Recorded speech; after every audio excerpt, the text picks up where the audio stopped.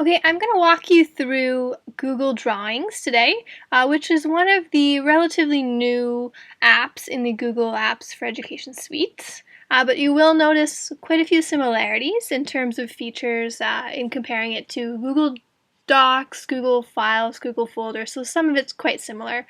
So just in the same way, I'm already in my Google Drive. I'm going to click on the New, and you'll see I could create a Google Docs sheet slides, but I'm going to go to More, drop down to Google Drawings, and that's just going to pop open for me.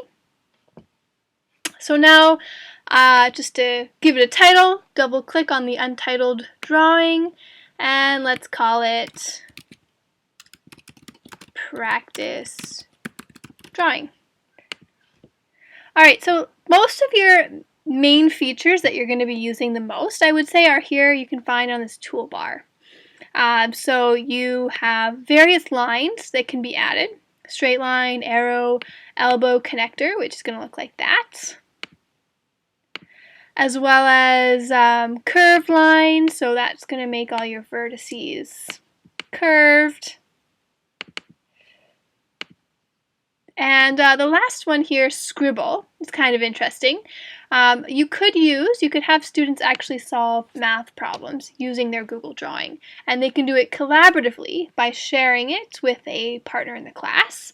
And then they can literally just use the scribble to draw in the same way they normally would.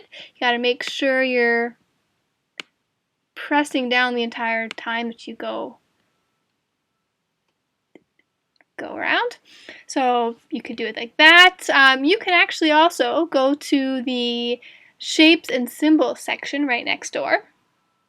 And you'll see there's any number of different shapes here that can be added, which makes Google Drawing really, really great for creating diagrams or charts, or flowcharts, for example.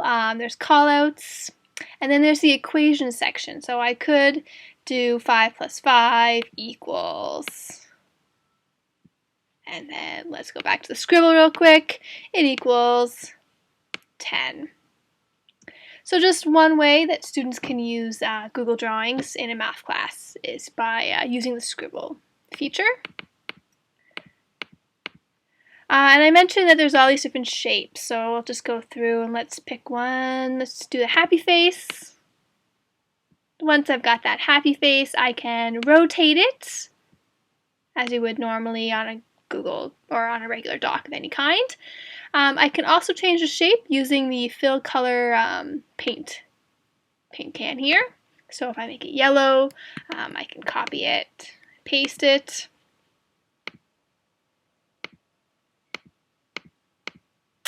I can also add a text box and add images, and I'll show you this also a little bit later as well. Formatting here, let's add an image, and I can show you one thing here. So if I make a rectangle, I wanted to align that, I can align it center. It's going to automatically make any text that I add in the middle. So that's just one more feature. Along with the sharing that I had mentioned, there's the same sort of comment ability that there would be on a Google Doc. I don't have the ability to make suggestions using Google Drawings, but I can still make this comment. So I could say, should we change the color of the rectangle? And I have to be able to spell.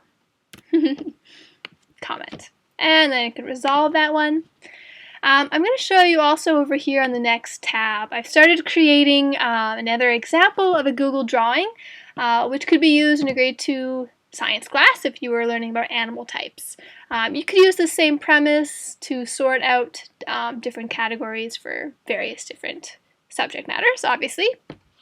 But what I've done here is I've created a title by inserting a word art, and created this by inserting a table and then 3x3, 5x2, whatever you want, insert it in. And then the interesting thing about how I found these images, so you can either go insert image, or you can use your toolbar right here. So image, and it's coming up right away. I can either upload, I can take a snapshot, I can click copy and paste the URL in, I can search my own photo albums or my Google Drive albums. You also have the ability to do a Google search. So if I'm looking for fish,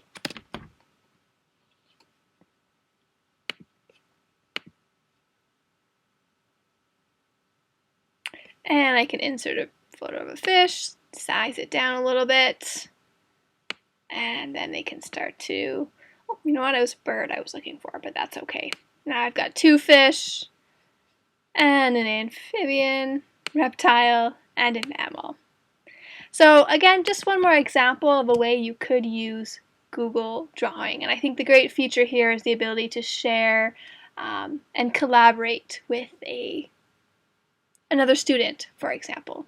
Another great feature, which I'll talk about in the following video, is how to then insert, first of all, download this image and then insert it into a Google Slide or a Google Doc.